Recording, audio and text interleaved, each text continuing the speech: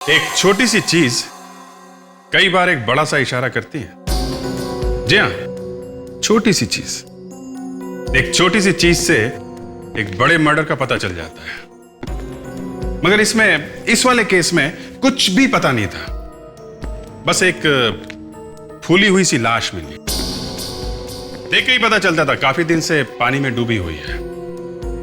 अच्छा, लाश देख के डॉक्टर साळुंखे काफी कुछ बता देते हैं, मगर इस बार वो भी चकमका गए। समझ में नहीं आया कि करें तो करें क्या इस फूली हुई लाश का। बाद में पता चला कि वो आदमी कहां काम करता है। तब ऐसा लगा कि ये केस आगे बढ़ने की बजाय शायद यहीं पे रुक जाएगा, क्योंकि जिस आदमी का नाम इसमें सामने आया वो इतना बड़ा और इतना मशहूर आदमी था कि 10 बार सोचना पड़ा कि इसे पकड़ा जाए कि नहीं।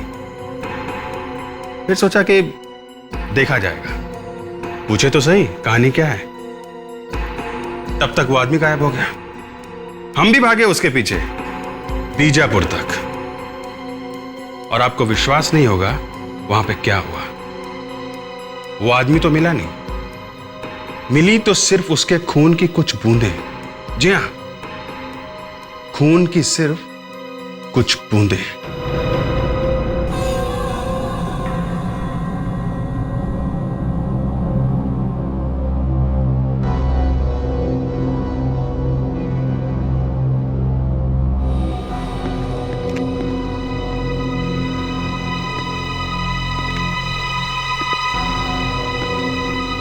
पापा,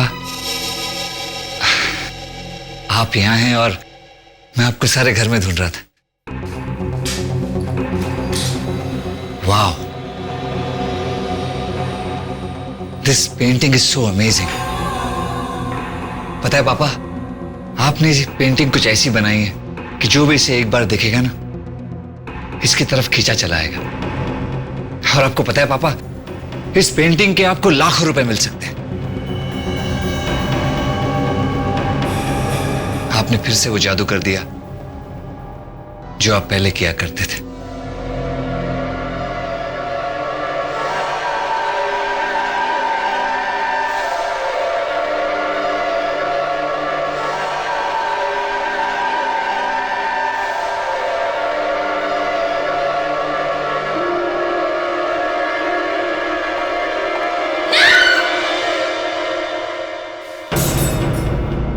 मैं उठा देता हूं।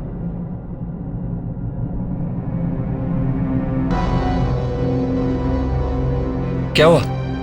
नहीं, वो इतनी अच्छी पेंटिंग है कि मैं अपने आप को रोक ही नहीं पाई। इसे देखकर विश्वास ही नहीं हुआ और गलती से मेरे मुंह से नहीं निकल गया। वैसे रविंदर जी, आपकी हर पेंटिंग में कोई ना कोई नई बात होती है, क्यों रविंदर जी?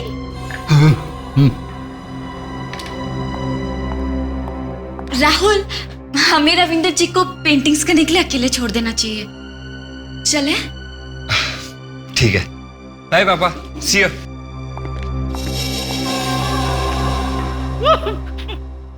सर, इस मास्क के अंदर थोड़ा सा यूडिकुलम और डालोगे तो ही इसकी बदबू कम होगी सर।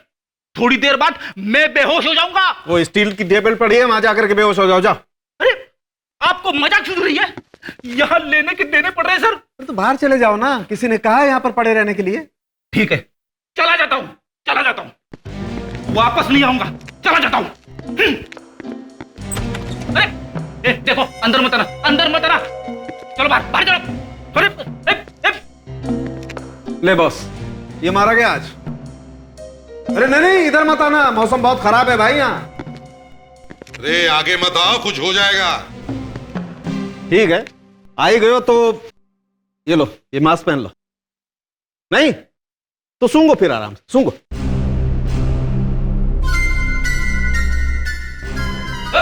अरे क्या था, मास्क पहन ले, मगर ये भाई साहब मानने को तैयार नहीं थे। हाँ तो साळुंखे, बॉडी काफी फुली हुई है। हाँ बस, इसकी मौत 4 दिन पहले हुई है। 4 दिन पहले? शरीर में पानी भर गया। और ये मरा कैसे? दया, इसकी छाती पर, मतलब दिल के पास किसी चीज से वार किया गया। देखो मैं एक चीज दिखाता हूं।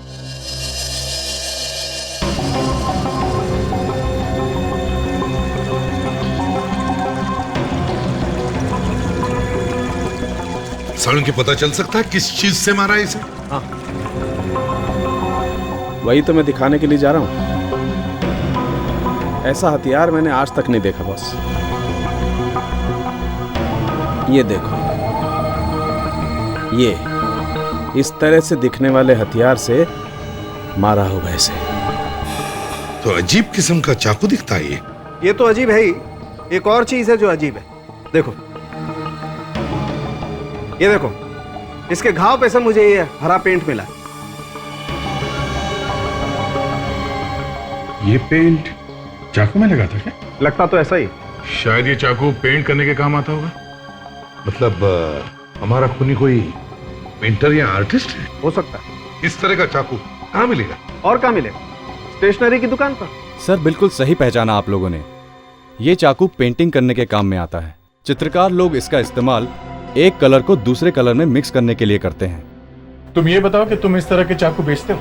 हाँ सर, बाहर से मंगवा कर बेचता हूँ। मतलब काफी महंगा होगा। हाँ सर, ये महंगा होता है, इसे सिर्फ बड़े आर्टिस्ट खरीद सकते हैं। अच्छा, ऐसे कौन कौन से पेंटर्स हैं जो इस तरह के चाकू खरीद सकते हैं? वो तो मैं नहीं जानता, लेकिन प्रणव जी हैं जिनका बड़ा नाम है और बड़े बड़े आर्टिस्ट उनके पास आकर अपनी पेंटिंग्स बेचते हैं। उनका एड्रेस तो होगा ना आपके पास?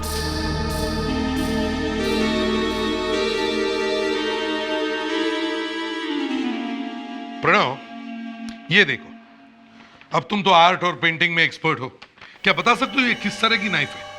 सर ये कोई मामूली चाकू नहीं है और ये सिर्फ नाम के लिए ही चाकू है। इसे सब बड़े बड़े पेंटर्स इस्तेमाल करते हैं। लेकिन सर बात क्या है? बात यह है कि एक खून हो गया है और खून ऐसे ही चाकू से किया गया है, तो हमें लगता है कि शायद ये खून किसी... आपको लगता है शायद किसी पेंटर ने किया है, राइट?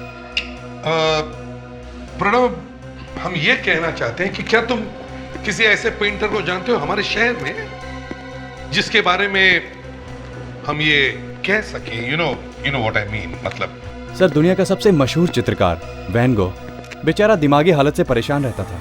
कभी कभी तो उसे थोड़े दिनों के लिए एसाइलम में भी रखना पड़ा, लेकिन वो कोई खूनी वूनी नहीं था।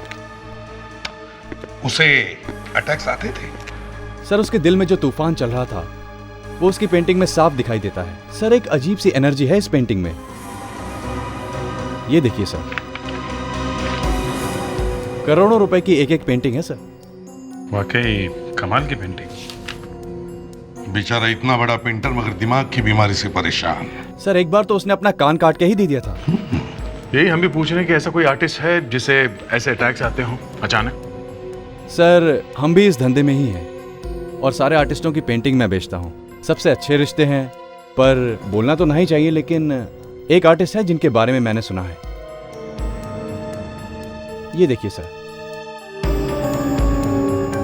कितना वॉयलेंस भरा हुआ है इस पेंटिंग में, कितनी नफरत है। कुछ हो जाता है उन्हें? हाँ सर, कभी कभी हो जाता है इन्हें कुछ। किसकी पेंटिंग है ये? रविंद्र जी सर, बड़े पेंटर हैं। यही उन्हें बीच बीच में कभी कुछ हो जाता है तो इस तरह की पेंटिंग बनाते हैं। ऐसे ही और भी कोई पेंटर्स हैं? नहीं सर, बस यही है। रविंद्र जी? जी सर। रविंद्र जी, चलो रविंद्र जी से मिलते हैं। बलवंत केचू। या केचू, पेंटिंग नंबर 36, आर्टिस्ट के बेरान।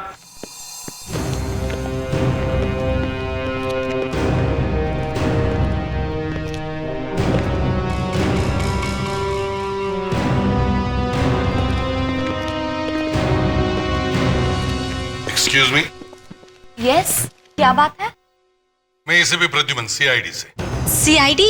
ये रविंद्र जी कहीं दिखाई नहीं दे रहे? जी वो तो बीजापुर गए हैं। बीजापुर? किस लिए? बिजनेस के काम के लिए गए हैं। और कौन कौन है यहाँ पे? रविंद्र जी का बेटा राहुल और उनका बिजनेस पार्टनर यश, मगर वो लोग भी नहीं है यहाँ पर। ये रविंद्र जी की पत्नी है? जी। आप कौन है? मैं उनकी सेक्रेटरी हूँ, मैं यहाँ पर सारा काम देखती हूँ। अच्छा, रविंद्र जी तो बहुत जाने माने पेंटर है। जी हाँ, उन्हें हर कोई जानता है। तो पेंटिंग करते समय वो ये वाला चाकू इस्तेमाल करते हैं? एक मिनट।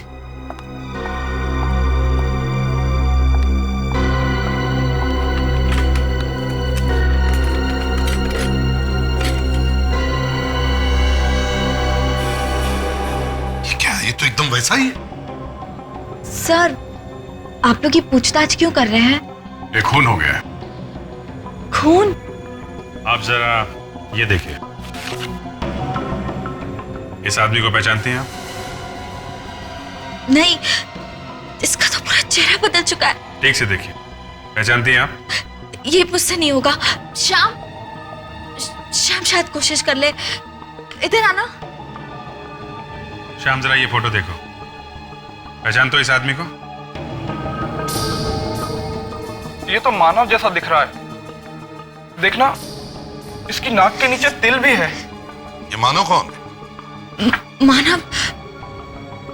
मानव यहाँ का मैनेजर है, मगर वो पिछले 4 दिनों से यहाँ पे आ ही नहीं रहा है। 4 दिन से आ नहीं रहा, और आप लोगों ने कंप्लेंट वगैरह नहीं लिखवाई? नहीं, हमने पुलिस स्टेशन में रिपोर्ट लिखवाई है। ये रविंद्र जी का बर्ताव कैसे था मानव के साथ? ठीक ही था। तुम कुछ छुपा रही हो। रविंद्र जी थोड़े से सनकी थे, मगर वो किसी का खून नहीं कर सकते। वो तो पता चल ही जाएगा। सिर्फ इतना बताओ, तो यहां बैठता था मानव। ये सारा सामान पैक करके रखा हुआ है, लगता है कहीं भागने की तैयारी में था। एक्सक्यूज मी, मीना ने मुझे अभी भी बताया कि मानव का खून हो गया। आप कौन है? सर, मैं रविंद्र जी का बेटा राहुल। राहुल, तुम्हें अंदाजा है ये मानव यहां से छोड़ के क्यों जाने वाला था? मुझे नहीं मालूम सर। अच्छा, आप कुछ बता सकते हैं कि मानव का खून क्यों हुआ होगा? पिछले कुछ दिनों से मानव बहुत परेशान सा रहने लगा था सर। परेशान था? क्यों? पता नहीं, ऐसे ही। देखो, सब कुछ सच सच उगल दो। खून का मामला है, नहीं तो फंस जाओगे। बात यह है सर कि किसी बात को लेकर मानव और पापा के बीच में झगड़ा हो गया था। किस बात को लेकर झगड़ा हुआ था? मुझे ये तो मालूम नहीं, लेकिन उसके बाद मानव ने ऑफिस आना बिल्कुल कम कर दिया था। शायद वो नौकरी छोड़ के जा रहा हो। हमें तुम्हारे पिताजी से बात करना बहुत जरूरी है, जरा फोन लगाओ। मैंने उन्हें कांटेक्ट करने की कोशिश की थी सर, पर उनका मोबाइल फोन स्विच ऑफ आ रहा है। स्विच ऑफ आ रहा है? रविंद्र जी बीजापुर गए हैं ना, वहां का एड्रेस दो। हाँ बाबा, आ जाऊंगा। अरे आऊंगा ना। देखो, अभी मैं बीजापुर में हूँ। अरे उड़ क्या हूँ क्या? अरे सुनो तो, सुनो। Hello hello. यहाँ बीवी मुझे फोन पे डांट रही है और तुम हंसे जा रहे हो। ये सब लोग अंदर गए, न जाने कब बाहर आएंगे। मैं तो मर गया। अभी पूछो जरा। एक्सक्यूज मी, ये मिस्टर रविंद्र किस कमरे में है? उनसे बोलिए कुछ लोग मिलने आए हैं। आप लोग कौन? हम लोग सीआईडी से हैं। जी, 1 मिनट।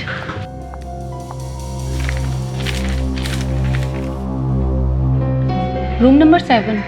जरा फोन करोगे? बुलाओ। जी।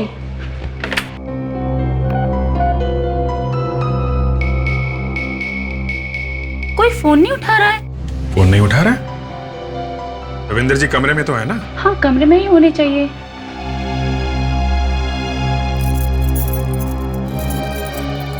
कमरे की चाबी तो यहाँ नहीं है। जी, कमरे में जाके देखें। सर 1 मिनट, मैं हाउसकीपिंग से पूछती हूँ, शायद उन्हें कुछ पता हो। वो कमरा नंबर 7 वाला गेस्ट अभी रूम में ही है ना? नहीं तो, कल शाम से नहीं था। कल शाम से नहीं थे? कल शाम से पापा कमरे में नहीं है, और तुम्हें मालूम ही नहीं? सर, मैं कल शाम को ड्यूटी पर नहीं थी। आप नहीं थी तो फिर कोई और होगा, बुलाओ उसे। जी सर। तो ये है वो आदमी, इसने कल शाम रविंद्र जी को होटल से बाहर जाते हुए देखा। जी सर, रविंद्र जी कल शाम वॉक के लिए निकले थे। अच्छा, फिर? शायद वो जल्दी में थे, इसलिए कमरे की चाबी वो साथ में लेके चले गए। कमाल है, कल शाम से आपके होटल का एक गेस्ट गायब है और आप लोग हाथ पे हाथ रख के बैठे। अच्छा, अगर वो घूमने गए थे तो कहाँ गए हो? होटल के आसपास कोई जगह है? सर, यहाँ पास में एक जंगल है, शायद रविंद्र जी वहाँ गए होंगे।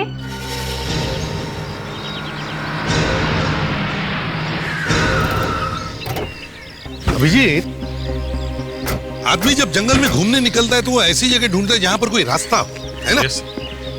तो रविंदर जी अचानक जंगल में घूमने आएंगे, कुछ अजीब लग रहा है। हाँ, कोई बात नहीं, ढूंढते हैं रविंद्र जी को अच्छी तरह से। तुम लोग उस तरफ जाओ, फ्रेडिक्स विवेक, इस तरफ जाना। और राहुल, तुम यहीं पे रुकना है।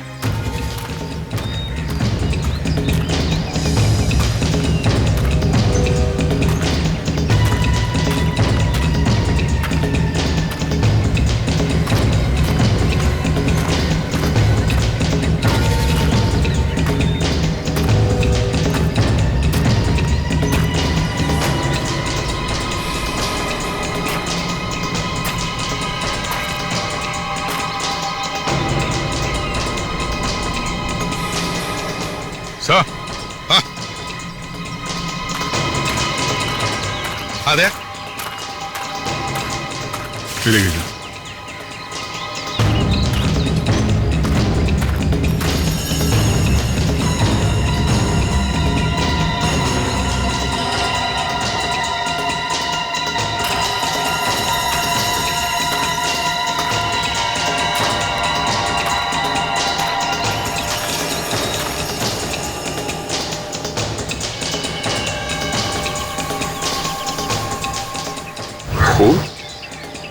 सर, ये घड़ी मिली है, इसमें खून लगा हुआ है। और यहाँ पत्तों पर भी खून मिला है। ये देखो सर, ये देखिए सर, ये खून देखो।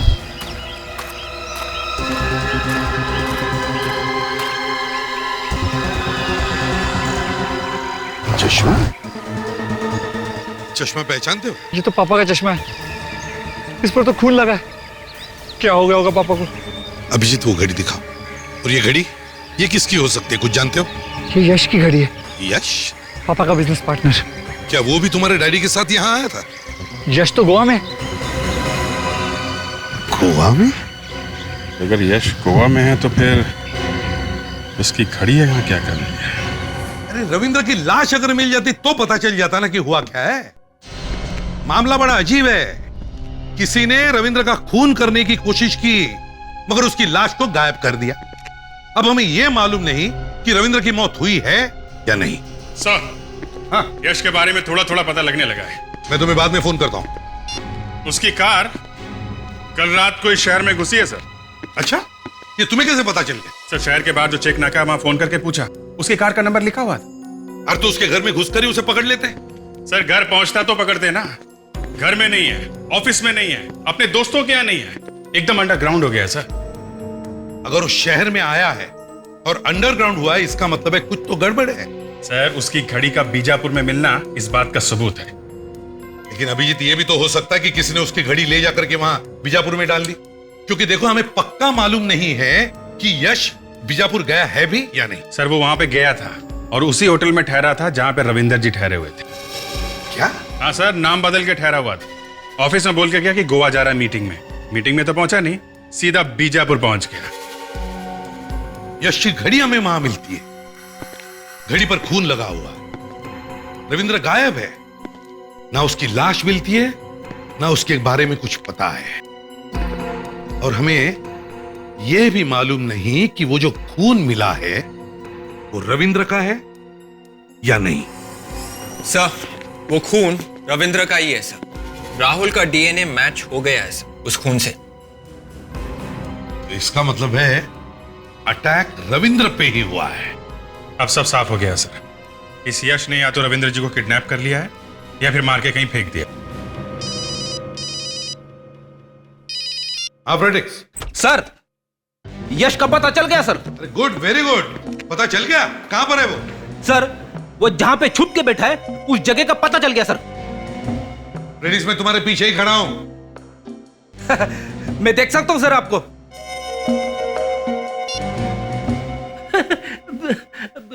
सर, दरअसल बात यह है कि मैं जैसे ही ब्यूरो में घुस रहा था, मुझे मेरे इन्फॉर्मर का फोन आया सर। मुझसे रहा नहीं गया सर, इसलिए मैंने जल्दी से आपको फोन कर दिया। फ्रेडिक्स, मैंने तुम्हें पूछा यश कहां पर है? सर, वो अपने फार्म हाउस पे छुप के बैठा है। फार्म हाउस में? लेट्स गो।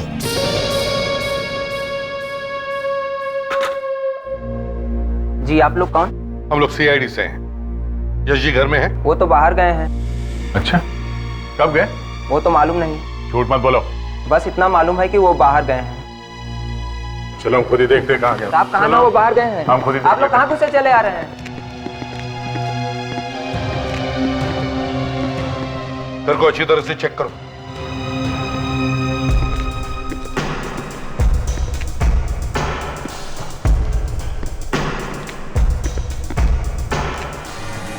ओह, तो यहाँ है यश जी, हाँ?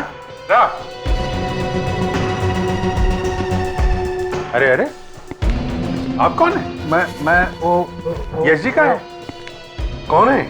सर, यश जी के कोई मेहमान है, सूट बूट पहन के सो रहे हैं। ओहो हो, यश जी के मेहमान है। अच्छा, यश जी का? वो मैं हाँ विवेक, तब जरा नौकर को लेकर आ। उसे रहने दीजिए। नौकर के सामने इज्जत उतर जाएगी तुम्हारी, हाँ? चलो बाहर चलो, बैठो, चलिए बैठिए यहाँ पे। हाँ जी बताइए, बीजापुर क्यों गए थे आप? बीजापुर? ये कौन सी जगह है? अरे कौन सी जगह? रेडी, दिखाओ जरा इन्हें। मैं तो खुद गोवा से आया अभी। अगर तुम गोवा में थे तो तुम्हारी ये घड़ी बीजापुर में क्या कर रही थी? ये कहां से मिले आपको? ये तो 1 महीने से खोई हुई थी, मैं खुद इसे ढूंढ रहा था।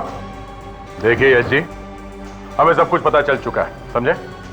बीजापुर, वो होटल, गलत नाम, जंगल में सैर और ये वॉच, सब कुछ पता चल चुका है। अब अच्छा ये होगा कि आप अपने मुंह से सब कुछ सच सच बता दें कि क्या हुआ था बीजापुर में, समझे? बात ऐसी है कि हाँ, वो रंजीत जी ने कहा कि चलो चलते हैं। कहाँ?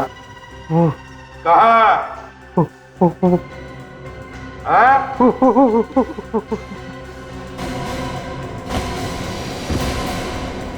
क्या हुआ इसे? कुछ नहीं, एक्टिंग कर रहा है। बाद में पूछना पड़ेगा स्कूल कॉलेज में कभी नाटक में काम करता था क्या? ओए, ओ, उठो। अरे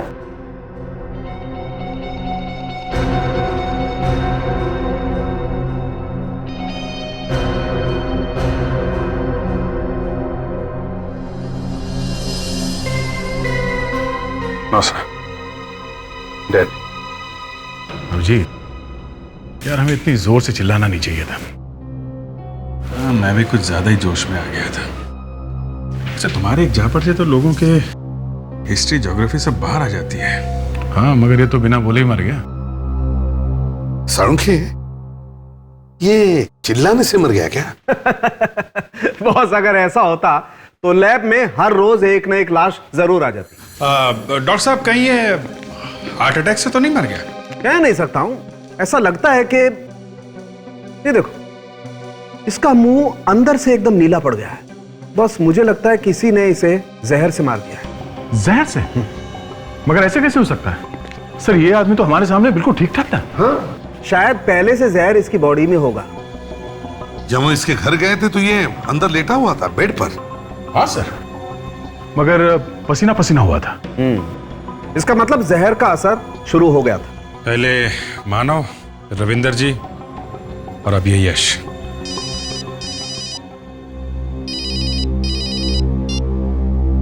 एसीपी प्रद्युमन, क्या? जरा फिर से बोलो। तुम सच कह रहे हो? अच्छा ठीक है, हम आते हैं। 2 ही खून हुए हैं, मानव और ये यश। अरे तो फिर रविंदर जी? रविंदर वापस आया है। क्या रविंदर जिंदा है? आप लोग यहाँ? हाँ राहुल, तुम्हारे पिताजी से बात करनी है। पापा की हालत इस वक्त बहुत खराब है। हाँ हमें पता है, लेकिन उनसे बात करना बहुत जरूरी है। बात बाद में भी हो सकती है सर। बाद में बात नहीं हो सकती राहुल, तब तक तो बहुत देर हो जाएगी। बस हमें इतना पता लगाना है कि वो उस वक्त थे कहाँ। चलो उठ जाओ। अरे सर, डॉक्टर ने आराम करने को कहा है सर। रविंद्र जी, कैसे हैं आप?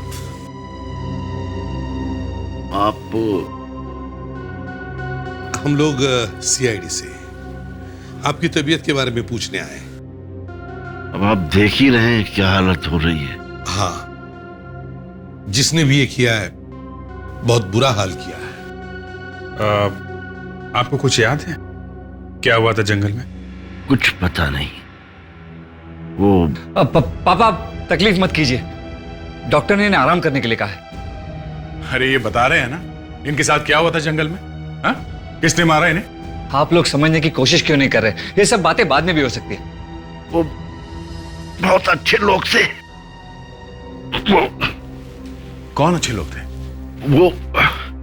वो किसान और उसकी बीवी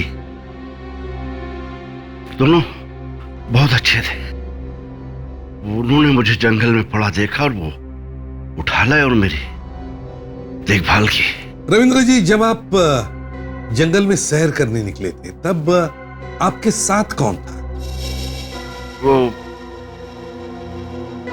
यश। हाँ। यश? वो वहां पहले से ही था? कौन? यश? आपने यश को देखा था ना वहां पे? हाँ, मैं उसे देख के चौंक गया था। उसने मारा आपको? हाँ, कोई था झाड़ियों के पीछे। कौन? यश? नहीं, कोई और था। कोई और था? उसने मारा आपको? हाँ, अचानक उसने सिर पे मारा। किसने मारा आपको? यश ने? नहीं, बेहोश होने से पहले मैंने देखा उसे। था कौन वो? उसका चेहरा देखा आपने? क्या हुआ रविंद्र जी?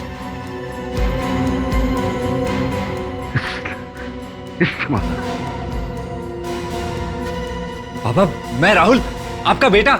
यही है। इतनी सेवा की मैंने पापा की, और उन्होंने मुझे ये सिला दी। मैं तो बस इतना चाहता था कि वो एक तो बात प्यार से बात कर, बस इतनी इच्छा। तुम्हारा ही नाम क्यों लिया? तुमने कुछ तो किया ही होगा ना? है? मैं क्यों कुछ करने लगा? मैं बेटा हूं उनका। ये तो रविंदर जी को भी मालूम है, फिर भी होश में आते ही तुम्हारी तरफ उंगली क्यों उठाई उन्होंने? पता नहीं पापा के दिमाग में उस वक्त क्या चल रहा था, पर वो मेरे बारे में ऐसा सोच भी कैसे सकते? उस रात तुम कहां थे? मैं उस रात को अपने घर में बैठा हुआ था। घर में बैठे हुए थे? अच्छा, फिर मैं बस ऐसे ही इधर उधर क्या?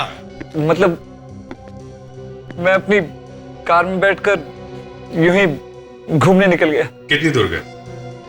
बस आसपास। आसपास का क्या मतलब है? कार में बैठ के कोई आसपास घूमने जाता है? कहां गए थे?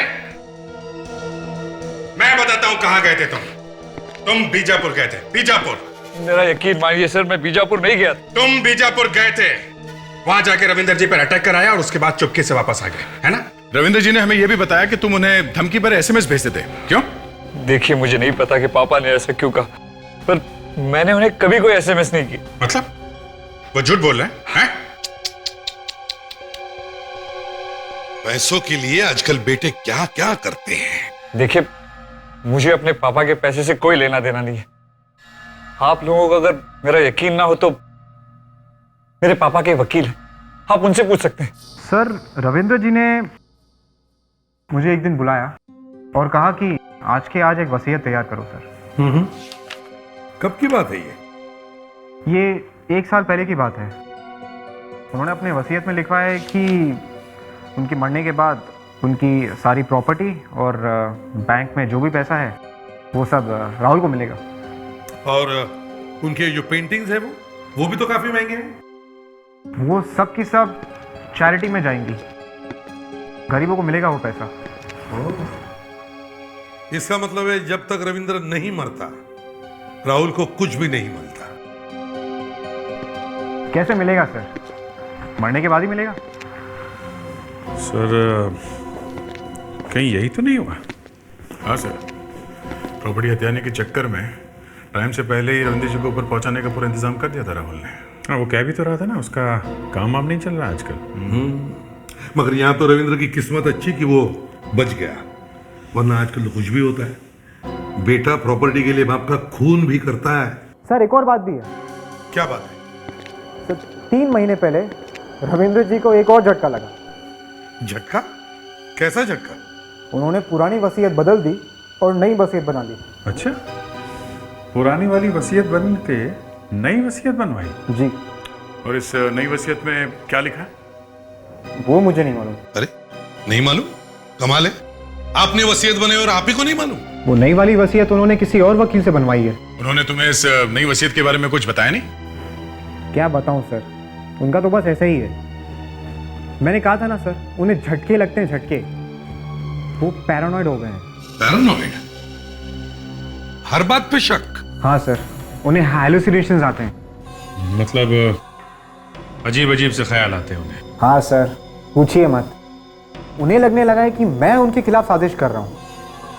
अरे मेरी तो छोड़िए, उन्हें अपने बेटे तक पर विश्वास नहीं रहा अभी। मतलब सर, रविंद्र जी के दिमाग में कुछ गड़बड़ हो गई है और वो कुछ भी कर सकते हैं।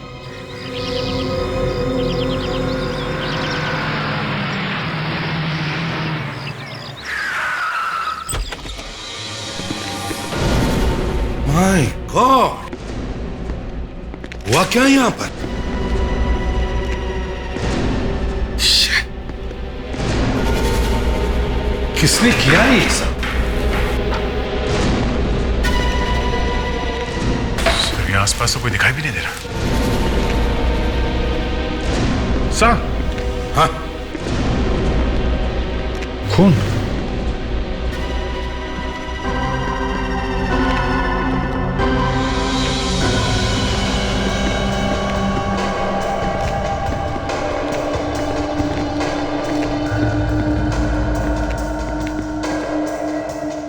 मेरे पास मत आना, देखो मेरे पास मत आना, वरना मैं।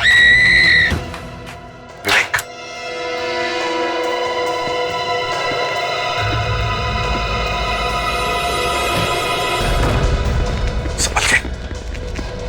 माय गॉड मीना,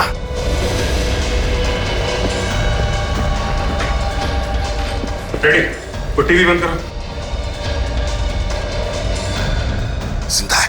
विवेक, जल्दी से पानी लेकर आओ। मीना, मीना, सर। डालो पानी। Meena, are you all right? क्या, किसने किया ये? हैं? रविंद्र जी। रविंद्र जी? और क्यों? मालूम नहीं, बोल रहे थे कि मैं उसे नहीं छोड़ूंगा। किसे? किसे नहीं छोड़ूंगा बोल रहे थे? राहुल को। राहुल? फ्रेडिक्स, इसे जल्दी से हॉस्पिटल ले चलो। ले जाओ, ले जाओ। सही है, देखिए।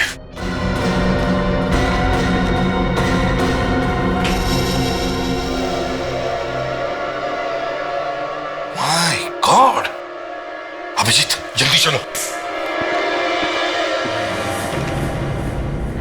मगर ये रविंद्र 3 हाथ चेक नाके पे क्या कर रहा है? उसका बेटा राहुल तो इस तरफ रहता है, कारखाने इस रोड पे। मुझे लगा वो राहुल के पास जा रहा है। संगी आदमी है सर, कुछ बोल नहीं सकते कब क्या कर रहे हैं। हाँ, अगर हमने उसे जल्दी नहीं पकड़ा तो पता नहीं और किसका खून करेगा वो। सर, मानव का खून रविंद्र ने ही किया है। विवेक, उस पेंटिंग को देखकर तो वैसा ही लग रहा है। देखा ना उस पेंटिंग में खून कैसे किया है, वैसे ही जैसे मानव का खून किया। हेलो, हाँ अभिजीत ही बोल रहा हूँ। क्या पेंडारकर रोड? अभी अभी अभी निकला है? हाँ, okay okay, thank you very much.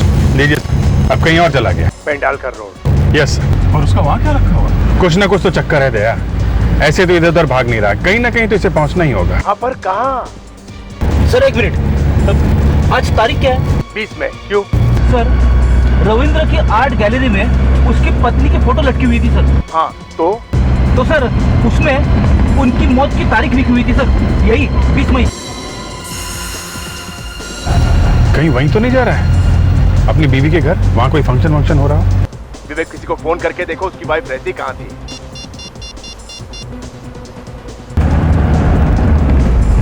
Hello Shyam, हाँ मैं विवेक बोल रहा हूँ सीआईडी से। या रविंद्र जी की पत्नी का घर कहाँ पर है? या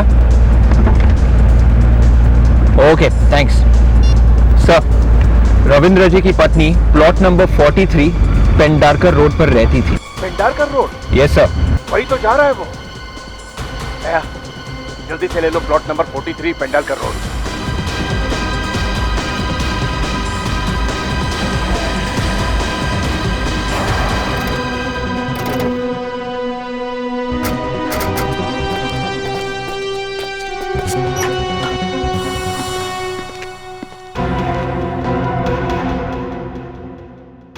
यहाँ तो कोई दिख नहीं रहा है। गाड़ी तो है बाहर। घर के अंदर ही छुपा होगा, देखो जरा।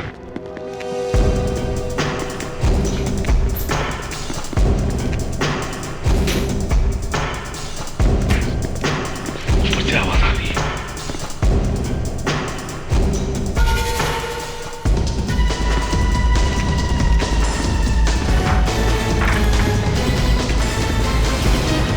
माय गॉड,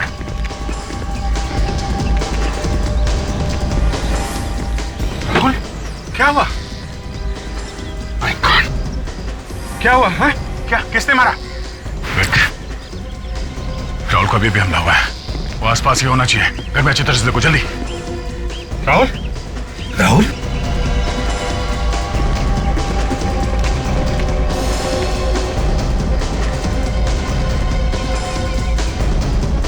सर, आद्या, एक और बॉडी है।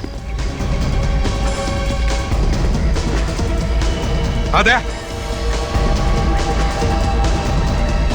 राहुल, क्या किसने मारा? बाया। बाया? बाया क्या? हाँ? बाया हाथ? बाया हाथ क्या? चाकू। बाया हाथ में चाकू? क्या चाकू? राहुल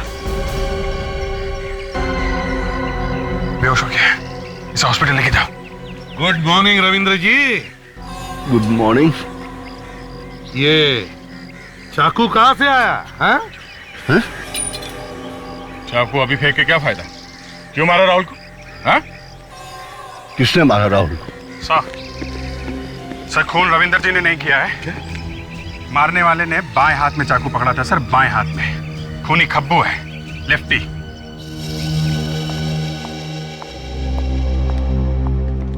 अरे मीरा जी, ये आप जा कहाँ रही है?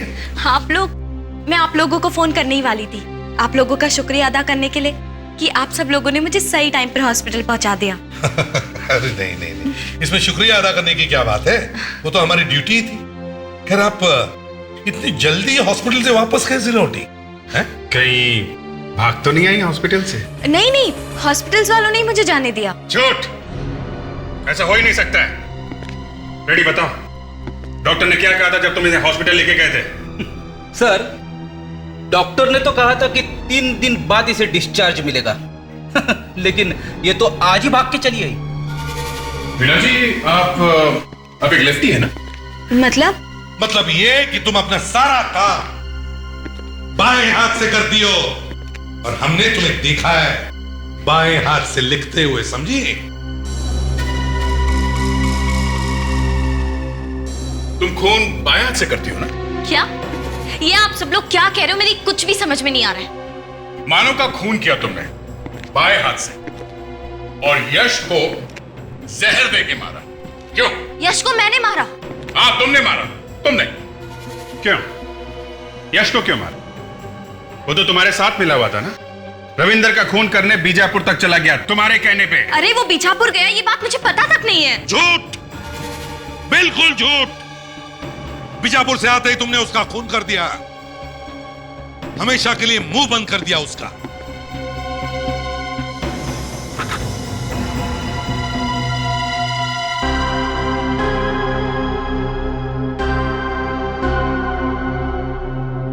मुझे तुमसे ये उम्मीद नहीं थी।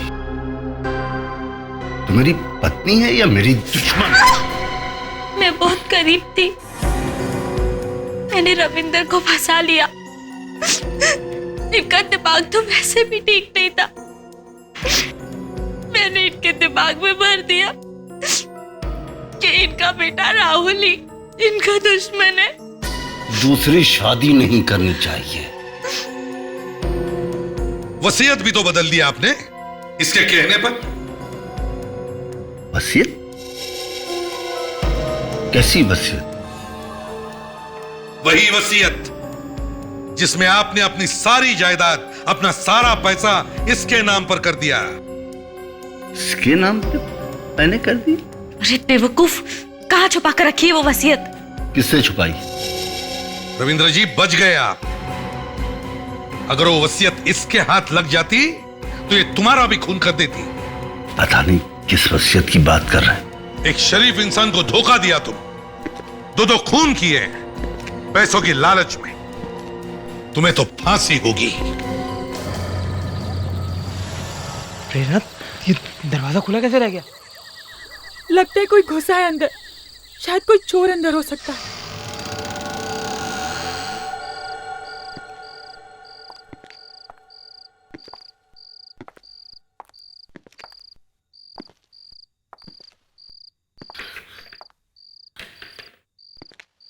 संभाल के। पहले लाइट ऑन करो। हाँ।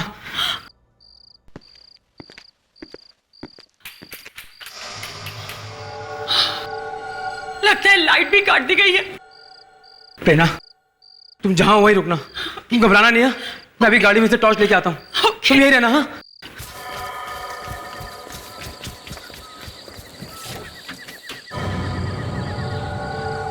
कौन है घर में? कौन घुसा है अंदर?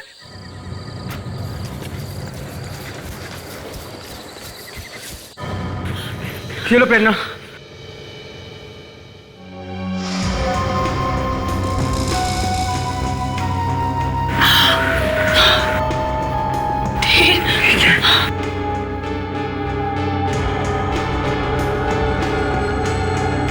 मेरे गहने।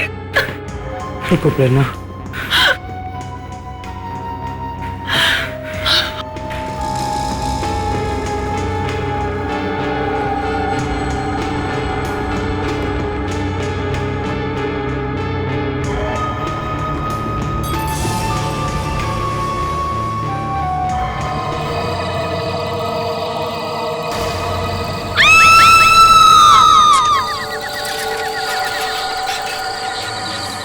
किसी भी तरह आप उस आदमी को पकड़ लीजिए।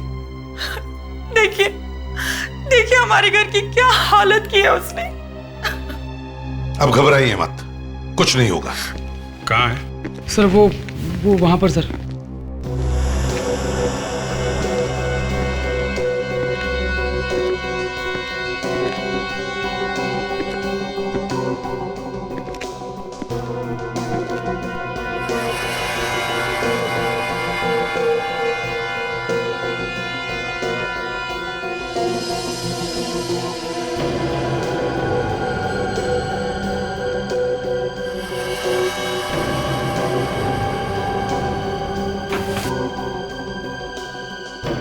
पूरे घर में सिर्फ यहीं पे निशान है और कहीं भी नहीं है।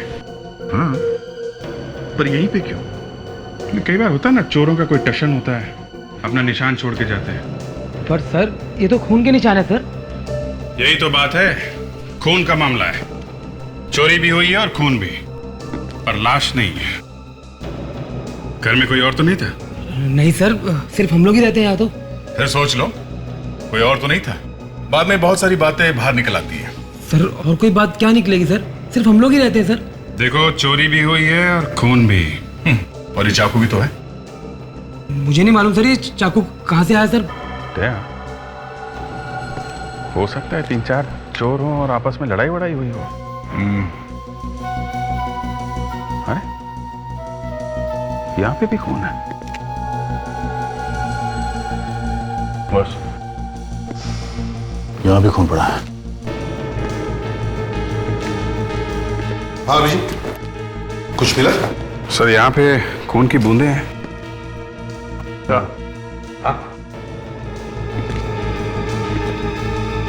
यहाँ थोड़ा ज्यादा खून पड़ा हुआ है सर। यहाँ तो ज्यादा है। एक तो यहाँ है सर, और अंदर किचन में भी काफी ज्यादा खून पड़ा है। तो ऐसा लगता है किचन में किसी को चाकू लगा है और वहां से खून बहना शुरू हुआ।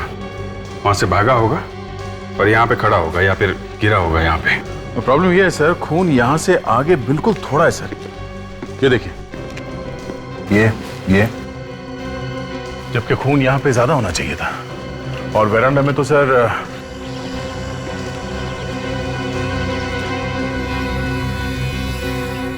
कहीं भी एक बूंद नहीं है सर, एकदम साफ है। इधर भी नहीं है सर। खून की आखिरी बूंद यहीं पे है। एक मिनट सर, ये क्या है? ओहो, किसी इंसान की खाल लगी हुई है। ओ, तभी मैं सोच रहा हूँ सब उल्टा पुल्टा है सर। यहाँ पे किसी को चोट लगी है। मतलब कोई अंदर जा रहा था जब चोट लगी? शायद। किचन में चाकू नहीं चला है क्या? शायद नहीं। पर सर चाकू पे खून तो लगा हुआ है। सर, चाकू पे खून लगा हुआ है, फिर भी किसी ने किसी को चाकू से नहीं मारा, ये कैसे हो सकता है सर? फ्रेडेक्स, इस बूढ़े आदमी को लेके आओ। Yes sir.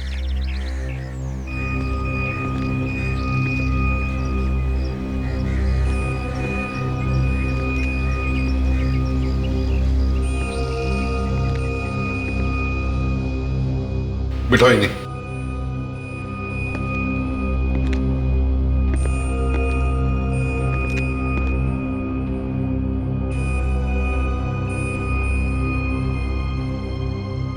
इनका पैर चेक करो।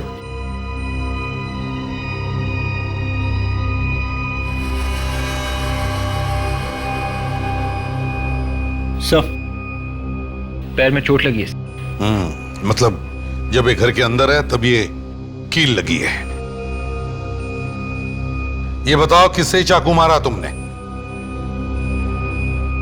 चाकू किसे मारा तुमने? और कौन कौन था तुम्हारे साथ में? हा? अरे अब तो पकड़े गए हो, सच सच बता ही दो। सर, लग तो ऐसा रहा है कि इन्होंने कई दिनों से खाना तक नहीं खाया। ठीक है, ले चलो इसे ब्यूरो में। इसे नहलाओ धुलाओ, खाना खिलाओ, फिर देखते हैं चक्कर क्या है।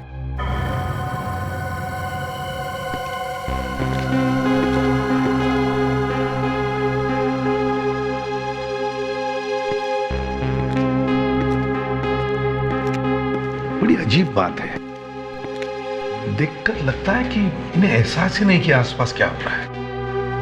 ये सब ड्रामा भी हो सकता है सर। अभी जो ड्रामा तो नहीं लगता है, शायद इन्हें सचमुच एहसास ही नहीं है कि क्या हो रहा है। और वैसे भी कोई गरीब आदमी नहीं लगता है। इसने जो कपड़े पहने थे किसी अच्छे दुकान से महंगे कपड़े लिए हैं, और हाथ में अंगूठी देखी, बहुत महंगी है। सर, कपड़े वपड़े कहीं से चुरा भी सकते हैं। सर, इस आदमी की हालत बहुत खराब है। केस ऑफ डिमेंशिया हो सकता है। डिमेंशिया? हाँ सर, डिमेंशिया में इंसान सब कुछ भूल जाता है, उसे कुछ याद नहीं रहता। उसे खाना कैसे खाते हैं ये भी याद नहीं रहता, कौन है कहाँ है कुछ भी याद नहीं रहता उसे। अरे तो फिर पता कैसे चलेगा कि इसके कपड़ों में वो खून आया कहाँ से और वो चाकू कहाँ से आया इसके पास? ये बताना मेरे लिए मुश्किल है, लेकिन इतना मैं जरूर कह सकता हूँ कि ये आदमी किसी का खून नहीं कर सकता। बॉस, चाकू के ऊपर जो उंगलियों के निशान हैं वो इसी आदमी के। देखा सर, मैं कह रहा हूँ इस आदमी का इस केस के साथ कोई ना कोई कनेक्शन जरूर है। साळुंखे, इस आदमी के कपड़ों पर जो खून मिला है वो... इसके कपड़ों पर जो खून मिला है वो AB पॉजिटिव। और इस आदमी का ब्लड ग्रुप? इस आदमी का ब्लड ग्रुप B पॉजिटिव। मतलब किसी ना किसी का खून तो हुआ है। हाँ, खून तो हुआ है। और ये कुछ बोलने को तैयार ही नहीं। किसी तरीके से लाश मिले तो बात कुछ आगे बढ़े। बॉस, इस आदमी के जूतों और कपड़ों में से जो मिट्टी मुझे मिली है उसमें कुछ अजीब अजीब तरीके की चीजें मिली है। क्या? जैसे एक तो लोहे पर जो जंग लगती है, रस्ट, वो मिली है, थोड़ी सी ग्रीस मिली है, और कुछ अजीब तरीके के लोहे के छोटे छोटे टुकड़े मिले। और इतना ही नहीं, यही सारी चीजें मुझे उस चाकू पर से भी मिली। रस्ट, ग्रीस, लोहे के टुकड़े, इसका मतलब है... सर, कोई गैराज हो सकता है? सर, एक फोन आया था सर, पीरी में एक लाश मिली है। पीरी में? हाँ सर, यहाँ से 50 किलोमीटर दूर एक स्क्रैप यार्ड में लाश मिली है सर। स्क्रैप यार्ड में? सर, स्क्रैप यार्ड में तो ये सब मिलता है, जंग लगी मिट्टी, लोहे के टुकड़े, ग्रीस। You're right, अभिजीत, कहीं ये वही लाश नहीं है जिसे हम ढूंढ रहे हैं?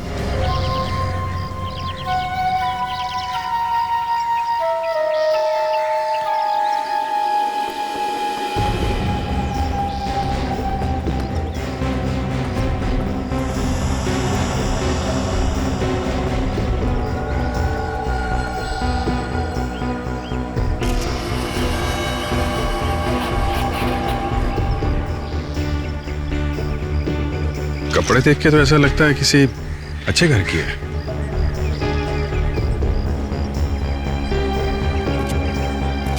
हाँ तो वॉचमैन, तुम कह रहे थे कि तुम्हें मालूम ही नहीं पड़ा कि ये लाश यहाँ आई कैसे है? जी सर। क्यों सो रहे थे क्या तुम? हाँ?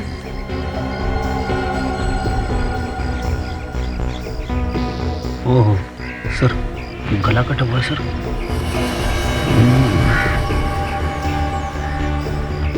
मतलब ये खून है? वो ज्यादातर मैं यहाँ नहीं होता हूँ सर, और यहाँ कोई ऐसी चीज भी नहीं है जो चोरी हो जाए सर। मैं 3-4 दिन के बाद आज यहाँ आया हूँ सर, तो मैंने देखा ये मरी पड़ी है सर। आसपास देखो, इस लड़की का कोई सामान मिलता है क्या? ये कुछ ना कुछ तो लेके आई होगी ना। देखो, अच्छी तरीके से देखो सब। सर सैंडल पे कुछ लगा हुआ है सर।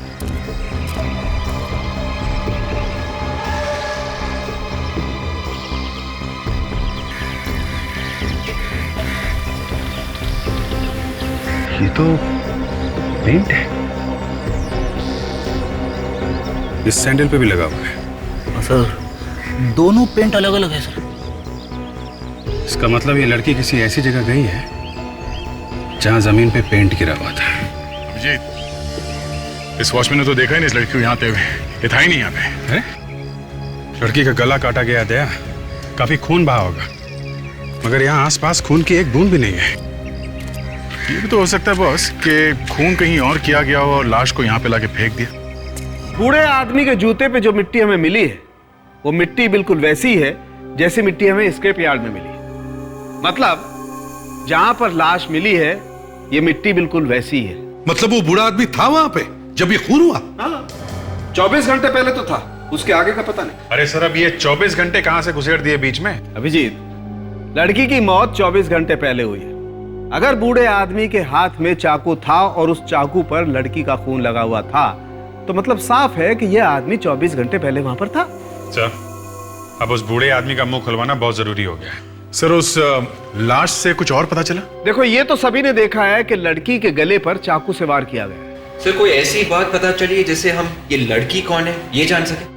तारिका, दिखाओ जरा वो स्लाइड्स। जी सर। लड़की के कपड़ों का एक बड़ा क्लोजअप।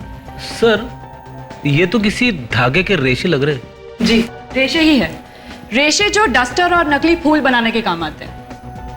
नकली फूल, आर्टिफिशियल फ्लावर्स, जो घर के डेकोरेशन में काम आते हैं। बिल्कुल बिल्कुल वैसे ही फूल। मगर ये नकली फूल वहां स्क्रैप यार्ड में पहुंचे कैसे?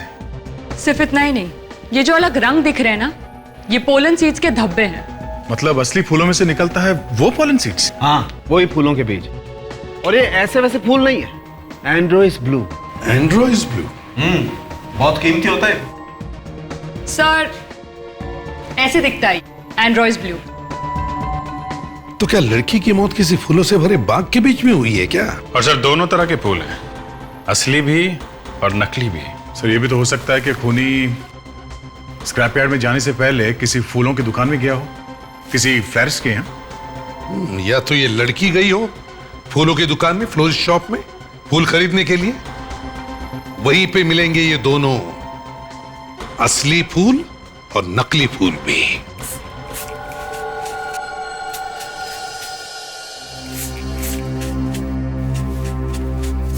अच्छा, तो ये दुकान है जहाँ पे एंड्रोइस ब्लू और ये नकली फूल दोनों मिलते हैं। लगता है इस फूल वाले ने कुछ गड़बड़ की है बस। ये ऐसे पेंट लगे हुए फूल रखते ही क्यों हैं आप यहाँ पे? उनकी ज्यादा डिमांड है मैडम, वही तो ज्यादा बिकते हैं। ये रंग जाएगा कि नहीं? निकल जाएगा, कल तक निकल जाएगा, बस घर जाके धोइएगा। ये क्या हुआ है? कुछ नहीं, थोड़ा सा रंग लग गया। थोड़ा सा दूर से ही दिख रहा है। लेकिन लगा कैसे ये? बस यूं ही इधर कहीं। ये लोग असली फूलों के साथ नकली फूल रखते हैं और उसके बाद उस पे हाथ से रंग लगा देते। तो क्या हुआ, कोई गुनाह किया क्या? मैडम, ये हमारा बिजनेस है, बिजनेस। मैं तुम्हारी शॉप पे आज के बाद दोबारा कभी नहीं आऊंगी। देखो, हम लोग सीआईडी से। ये फोटो देखो जरा।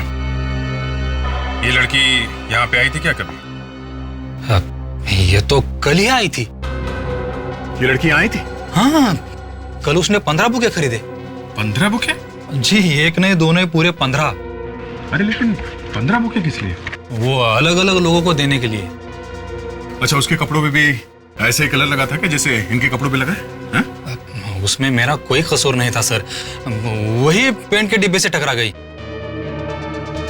कल वो लड़की फोन पर किससे झगड़ा कर रही थी, बोल रही थी कि वो उसके घर पर आने वाली है। मैंने तो उसके लिए टैक्सी भी बुला के लाई थी। तुमने उसके लिए टैक्सी मंगवाई थी? जी। कहाँ के लिए? वर्ली सी फेस। वर्ली सी फेस, ओके। वर्ली सी फेस जाके एक एक फ्लैट चेक करते हैं।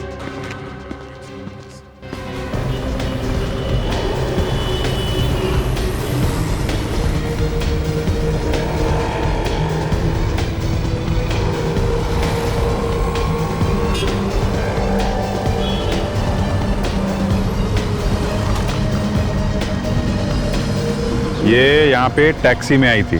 हाँ सर, फूलों वाली मैडम 15-20 गुलदस्ते लेके आई थी टैक्सी में। कौन से फ्लैट में गई थी वो मैडम? रुको रुको, मैं देखती।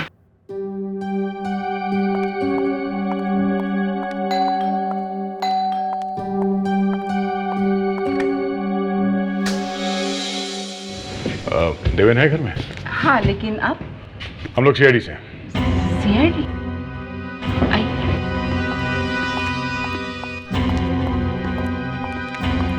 आप मिस्टर देवेन हैं?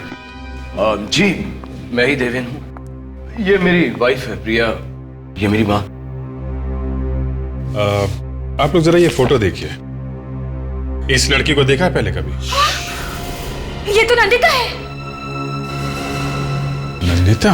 हाँ, नंदिता मेरे मैगजीन की एडिटर है। क्या ये नंदिता रात यहाँ करीब 10 बजे आई थी? जी आई थी। देवेन, तुमने मुझे बताया नहीं, नंदिता यहाँ आई थी? आप कहाँ थी जब नंदिता यहाँ पे आई थी? मैं कल किटी पार्टी में गई थी। और आप थी यहाँ पे? मैं शॉपिंग से लौट रही थी। ओह, इसका मतलब जब नंदिता यहाँ पे आई तो आप घर में अकेले थे? जी हाँ, जी हाँ, अकेला था। क्यों आई थी नंदिता यहाँ पे? मैंने आपको बताया ना, वो मेरे मैगजीन की एडिटर है, तो नई मैगजीन के लॉन्च की बधाई देने आई थी। उसने मुझे एक बुके दिया। और आपने उसे मार दिया? क्या? अरे नहीं, ये क्या कह रहे हैं आप? हाँ, तुमने उसे मार दिया और फिर उसकी लाश को वहां स्क्रैप यार्ड में जाके फेंक दिया। क्यों? अरे नहीं, मैं ऐसा क्यों करूंगा? वो तो यहाँ सिर्फ 10 मिनट के लिए थी। कह रही थी कि ऑफिस में फोटोशूट है और उसे दूसरे लोगों को बधाई देनी है और बुके बांटने, तो वो चली गई ऑफिस। चलिए आपके ऑफिस चलते हैं। आइए, चलिए आइए।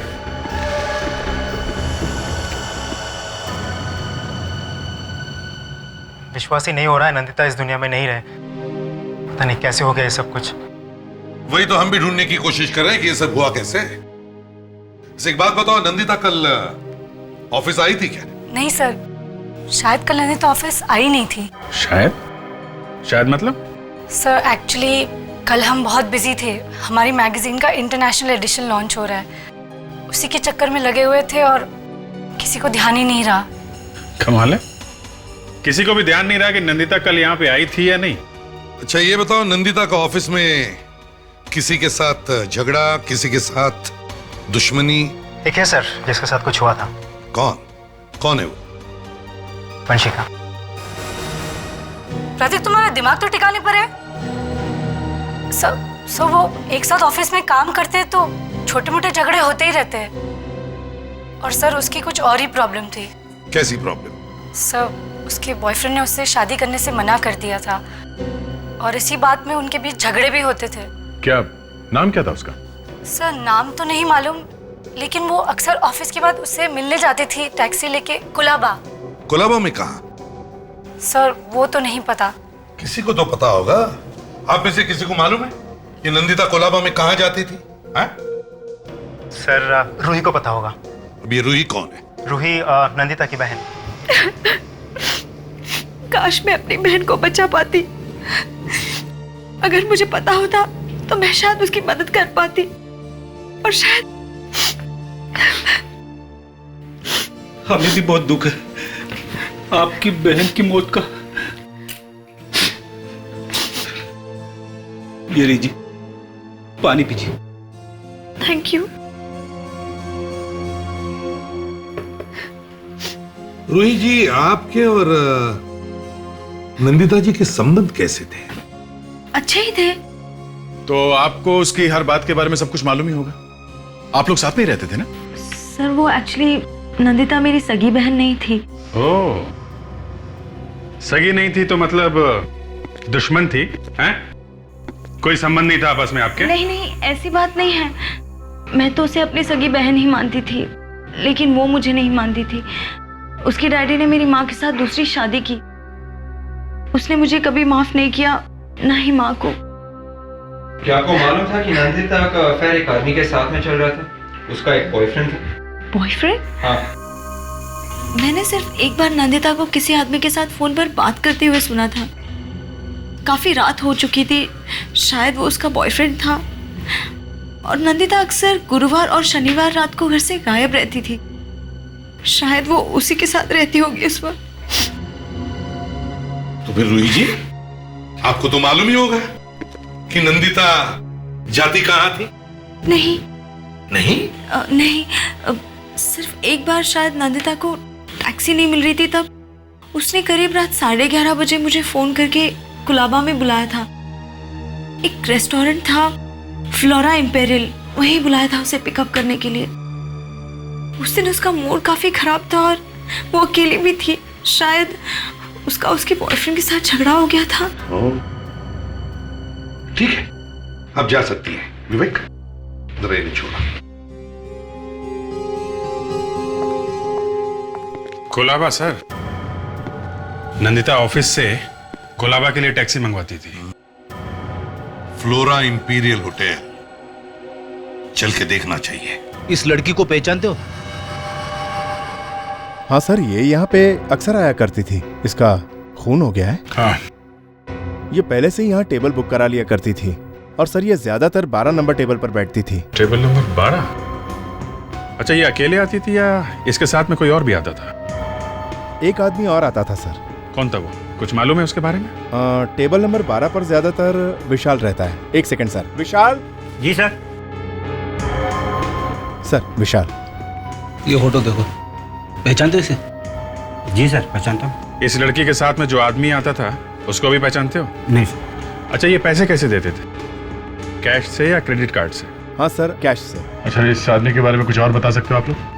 हाँ सर, 1-2 बार उसने हमारा कार्ड भरा था, ये जानने के लिए कि सर हमारे होटल की सर्विसेज कैसी हैं। कार्ड दिखा सकते हो? हाँ जी सर। ज्यादातर लोग एड्रेस और टेलीफोन नंबर लिखते हैं उस पर। भागते चोर की लंगोटी सही। सर ये रहा। माय गॉड, ये नहीं, तुम ऐसे नहीं मानोगे।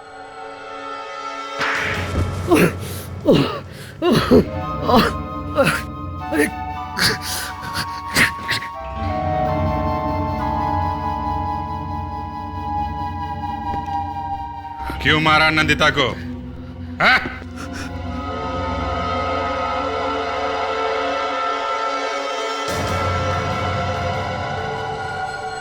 मैं मानता हूं कि मेरा नंदिता के साथ अफेयर चल रहा था। तो वो कहने लगी कि मेरे साथ शादी कर लो, और शादी तुम कर नहीं सकते थे क्योंकि तुम्हारी एक वाइफ घर पे बैठी है। लेकिन मैंने उसे नहीं मारा। ये अचानक क्या हो गया तुम्हें देवेन, जो तुम्हें उसे मारना पड़ा है? कहीं ये तो नहीं कि उसकी हिम्मत इतनी बढ़ गई कि वो तुम्हारे घर में आई फूलों का गुच्छा लेकर? मैंने उसे समझाने की कोशिश की। हाँ हाँ, वो तो हमें अच्छी तरह से मालूम है किस तरह से समझाया तुमने उसे। उसकी मौत तुम्हारे घर में आने के बाद हुई है, समझे? नहीं। कहां पे मारा उसे? घर में? और फिर ले जाकर के बाहर फेंक दी लाश उसकी? नहीं सर, नहीं। अच्छा, कोई गवाह है जो बता सके कि घर में कुछ नहीं हुआ था? तुम्हारी वाइफ थी घर में जब नंदिता वहां अचानक आई? तो मां थी? नहीं। कोई भी नहीं था घर में। अच्छा मौका था नंदिता का खून करने का। लेकिन मैंने उसका खून नहीं किया। जब वो मेरे घर से गई थी तो तो वो जिंदा थी, और तो और मुझे धमकी देकर गई कि दुनिया के सामने वो बता के ही छोड़ेगी कि सच्चाई क्या है। अब आई ना सच्चाई बाहर। फ्रेडरिक्स, उस आदमी को लेकर आओ। Yes sir. तुम्हारे पास गवाह नहीं है, पर हमारे पास गवाह है।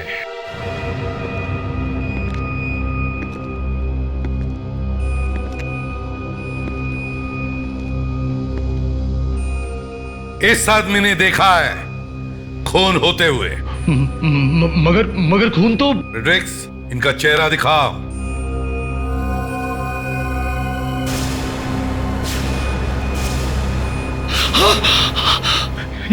ये तो पहचानते हो इन्हें? ये वहीं पे थे जहां पे खून हुआ था।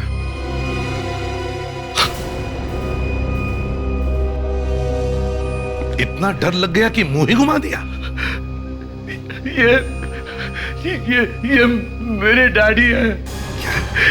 डैडी? तुम्हारे डैडी और सड़क पे घूम रहे हैं? इनका नाम चंद्रकांत है। मैं और मेरी वाइफ इन्हें बॉम्बे के बाहर छोड़कर आए थे। क्यों? क्योंकि इनकी दिमागी हालत ठीक नहीं है इसलिए? शर्म आनी चाहिए तुम्हें। फ्रेडरिक्स, चंद्रकांत जी को लेके जाओ। चलिए। देवेंद्र का अफेयर चल रहा था, मुझे तो पता ही नहीं चला। जिंदगी में ये दिन भी देखना पड़ेगा, मालूम नहीं था। पहले कभी आई थी वो घर में? वैसे तो किसी न किसी बहाने से आती ही रहती थी, पर अफेयर होगा ये तो। तुम्हारी नंदिता के साथ अच्छी दोस्ती थी? इनके साथ, देवेंद्र की सौतेली माँ इनके साथ बहुत ज्यादा बात करती थी। तभी मुझे समझ जाना चाहिए था कि इनको मालूम था। ये क्या कह रही हो तुम? और नहीं तो क्या, देवेंद्र ने आपको बताया होगा ना, तभी तो आप इतना घुल मिल के बातें करती थी। ये देखो, बिना बात की कोई कहानी मत बनाओ तुम। क्या बातें करते थे आप लोग आपस में? आप इसकी बातों पे मत जाइए, ये झूठ बोल रही है। मैं झूठ बोल रही हूँ? मैं झूठ बोल रही हूँ? एक तो मेरे हस्बैंड का अफेयर करवाया तुमने, और ऊपर से। प्लीज प्रिया, माँ को क्यों फंसा रही थी? इन्हें मालूम नहीं था। चंद्रकांत जी, अब ये फोटो देखिए, ये फोटो देखिए चंद्रकांत जी। अब यहाँ पे खून हुआ है। अब इस लड़की का खून हुआ है।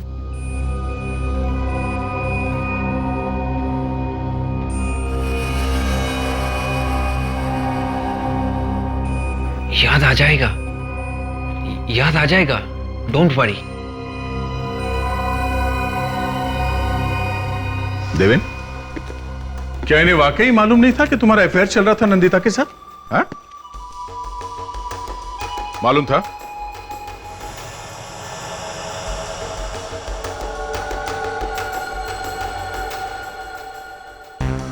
मालूम था या नहीं? हाँ?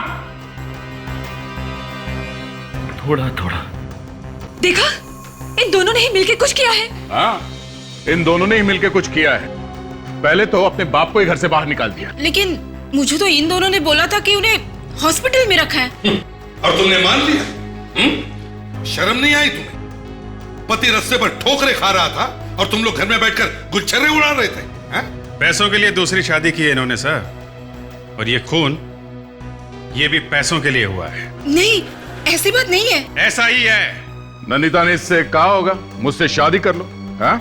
पर ये प्रिया को छोड़ नहीं सकते थे, क्योंकि घर में सारे पैसे प्रिया लेके आती थी। तो माँ और बेटे ने सोचा नंदिता को रास्ते से हटा देते हैं, न रहेगा बास न बजेगी बांसुरी। क्यों? मगर इन्होंने ये नहीं सोचा कि जिसे इन्होंने घर से बाहर निकाला उसी ने इन्हें खून करते हुए देख लिया। क्या हुआ? कुछ याद आया?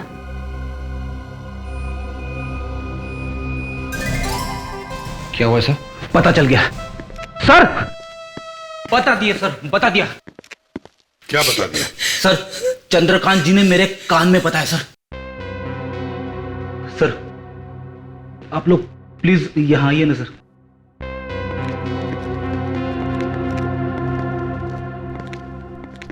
चंद्रकांत जी ने सिर्फ एक शब्द बोला सर।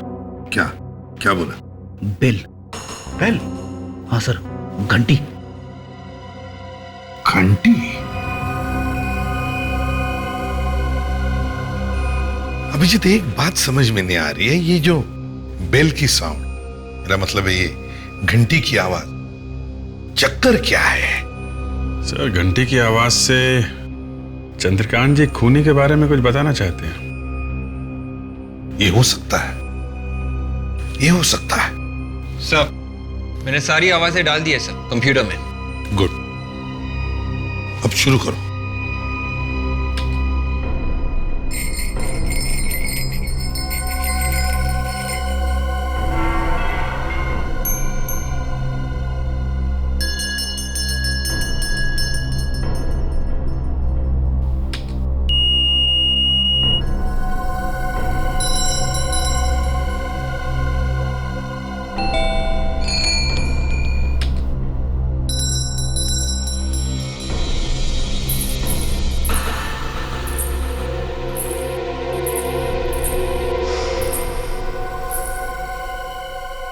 विवेक, रुको। अभी जो तुमने आवाज सुनवाई थी वो फिर से सुना।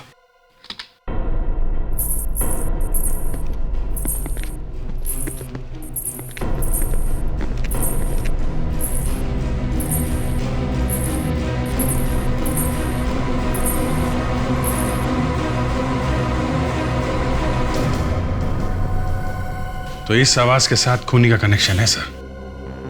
हाँ, ये बात सही है अभिजीत, मगर आवाज सुनते ही चंद्रकांत जी इधर उधर क्या देख रहे थे? किसे ढूंढ रहे थे? शायद खूनी को। एक काम करो, नंदिता की लाश हमें स्क्रैप यार्ड में मिली है, वहीं पे पता चल जाएगा इस आवाज के पीछे राज क्या है। ये हील का टुकड़ा हमें यहाँ मिला है, यहाँ पे। ये उसके सैंडल में से तभी टूटा होगा जब वो अपनी जान बचाने के लिए भाग रही थी, मगर वो ज्यादा दूर तक भाग नहीं सकी और यहाँ पर खूनी ने उसका गला काट दिया। सर, अगर ये लड़की यहाँ पे गिरी है और उसका इतना सारा खून बहा है, तो फिर वो यहाँ से वहां तक चल के गई कैसे होगी जहाँ पे उसकी लाश मिली है? मरने के बाद फिर से जिंदा हो गई? इसका मतलब है फ्रेडी वो जिंदा थी। मौत सामने खड़ी हो तो न जाने कहां से ताकत आई जाती है। चक्कर ये है कि ये नंदिता यहाँ आई क्यों? किसी ने बुलाया होगा उसको यहाँ मिलने के लिए। बुलाया होगा तो देवेन के घर से निकल के तो उसने टैक्सी ली थी और अभी तक वो टैक्सी वाला नहीं मिला जिसके टैक्सी में बैठ के वो यहाँ आई है। सर, वो यहाँ टैक्सी में आई ही नहीं। क्या मतलब? फिर कैसे आई? किसी की गाड़ी में बैठ के आई है सर। मतलब देवेन के घर से निकली जब वो फूलों का गुच्छा लेके, तो किसी और से भी मिली? हाँ सर, 14-15 फूलों के गुच्छे थे उसके साथ में सर। सारे के सारे बांटने थे तो। सर, जहां तक मुझे याद है, देवेन बोल रहा था कि नंदिता ने जाते जाते ये कहा था कि वो ऑफिस जा रही है। ऑफिस? वेरी गुड फ्रेडी, कभी कभी तुम्हें सही टाइम पे याद आता है। चलो ऑफिस चलते हैं। वही जो होता है आखिर हो ही गया। क्या क्या हो गया? वो जो होता है खूनी। खूनी? हाँ, खूनी। खूनी यहीं पर है। हाँ, यहीं पर तुम में से ही कोई है। अब झूठ ज्यादा देर तक टिक नहीं सकेगा। हाँ? नंदिता उस दिन यहां ऑफिस में किसी आदमी को फूलों का गुच्छा देने आई थी। कौन है वो आदमी? सामने आ जाए। जिस किसी को भी उसने फूलों का गुच्छा दिया सामने आ जाए। हाँ? अब आप सब लोग एक एक करके कैबिन में आ जाए। किस लिए? अंदर हमारा एक आदमी बैठा है और वो खूनी को जानता है। जैसे ही वो खूनी को देख लेगा उसे तुरंत पहचान लेगा। समझे? तो अब ज्यादा वक्त बर्बाद मत करो। जिसने भी नंदिता से फूलों का गुच्छा लिया है वो या तो सामने आ जाए या फिर एक एक करके अंदर चलो। आइए।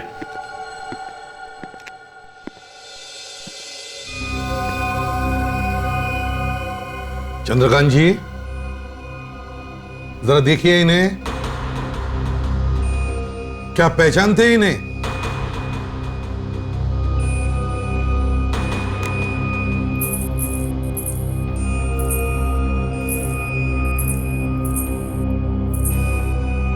नहीं सर, ये नहीं है। ठीक है, आप जाइए।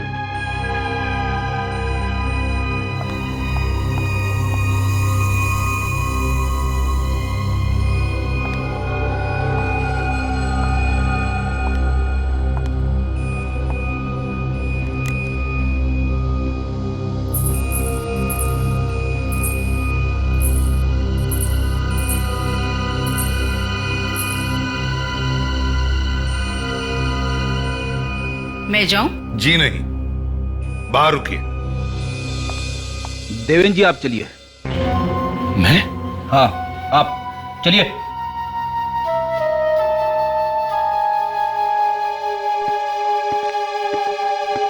अगला नंबर आपका है प्रिया जी। मेरा? जी।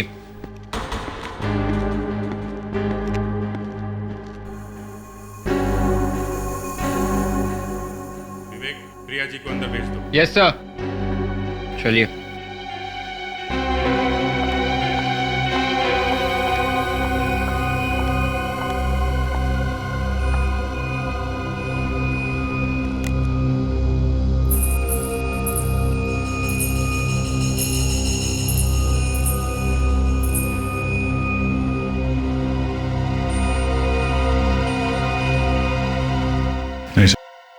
क्या मैं जा सकती हूँ?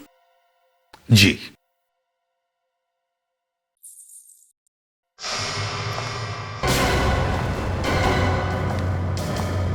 एक मिनट प्रिया जी।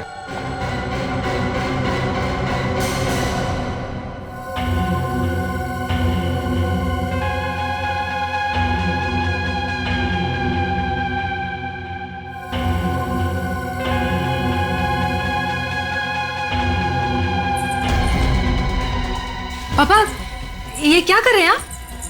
पापा मेरा हाथ छोड़िए। पापा मेरा हाथ छोड़िए। पापा हाथ छोड़िए मेरा। पापा मुझे जाने दीजिए। छोड़िए। ये क्या कर रहे हैं आप पापा?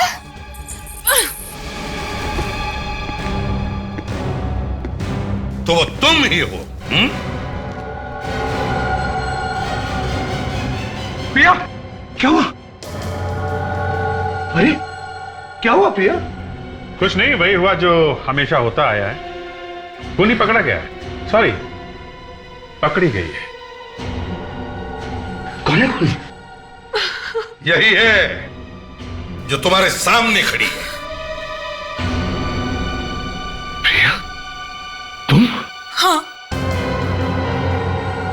हाँ मैं। पर सारा कसूर तुम्हारा है। मेरा? हाँ तुम्हारा। मुझे तुम्हारे और नंदिता के बारे में पहले से पता था। उस दिन जब नंदिता घर आई तुम्हें धमकी देने के लिए, उसके बाद उसने मुझे फोन किया था और उसने मुझसे कहा कि उसे कुछ जरूरी बात करनी है।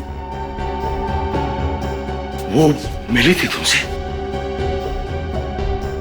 हाँ। कहाँ? और कहाँ? स्क्रैप यार्ड, जहां पे इन्होंने नंदिता का खून कर दिया। मगर भगवान भी कैसा खेल खेलता है। जिस आदमी को तुम दोनों ने रास्ते पर फेंका था मरने के लिए, चंद्रकांत जी को, अपने पिताजी को, वो उस वक्त वहीं पर थे और उन्होंने तुम्हें देख लिया खून करते वक्त। बेचारे ने गलती से वो फेंका हुआ चाकू उठा लिया स्क्रैप यार्ड से और किसी तरह से वहां बंगले में पहुंच गए। तुम्हें तो सजा मिलेगी, पूरी सजा मिलेगी। फांसी होगी तुम्हें।